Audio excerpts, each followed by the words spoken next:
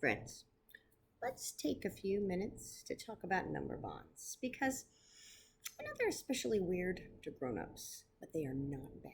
And we're going to keep talking about them for a little while. So I want to show you a few things, okay? Actually, let me put this down and let me start with my hands. Here's what I want you to do with your hands. I want you to say this: part, part, whole. Okay, I'm going to do it again. I'm going to do it this way: part, part, whole. Okay, so I had two parts and I put them together to make a whole.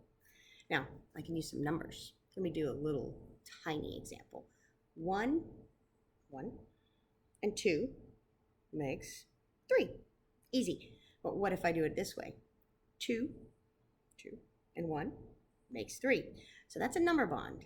Now, when I'm adding, I start with the parts. Okay? I start with the small part. Part plus part equals whole. Now, here's an example. Not a really huge example either, with numbers. 3 and 5 makes 8, right? But if we use the correct vocabulary, we would say 3 plus 5 equals 8. Or if I flip it around and I do the turnaround fact, I know that 5 plus 3 also equals 8. So those are adding. Now the other thing to keep in mind is I can use these same 3 numbers and do 2 subtraction facts. So I want to start with the big number, the whole. If I start with 8 and I take away the 3, what's left? 5. So 8 minus 3 equals 5. Or if I go in this direction, I turn it around. 8 minus 5 equals 3. You got it. So this is what I want you to be thinking about, okay? Besides the fact that if you see a problem like this, I'll show you a quick example. And it says something plus 5 equals 9, like this. And we do not know what that something is. We don't know. Something plus 5 equals 9.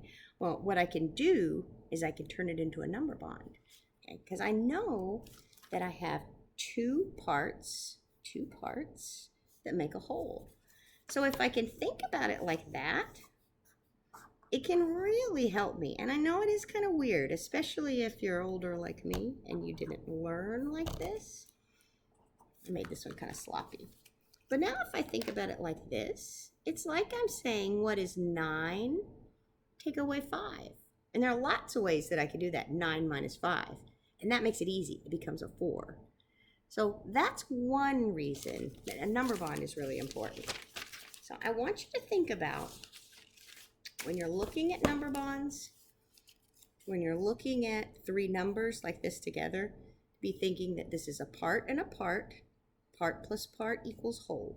Or if I turn that around and I start from the whole, whole minus part equals part. Okay? Now, one more thing, and we have talked about this or practiced this a lot, but the cool thing to remember is if you know one math fact, you actually know 4. So if I look at just those same 3 numbers, let me just turn them into the number bond again. 8 and a 5 and a 3. So those same 3 numbers, they're listed right here. Remember how we just did this? We made 2 facts that we're adding, 2 addition facts, and 2 facts that we're subtracting, subtraction facts.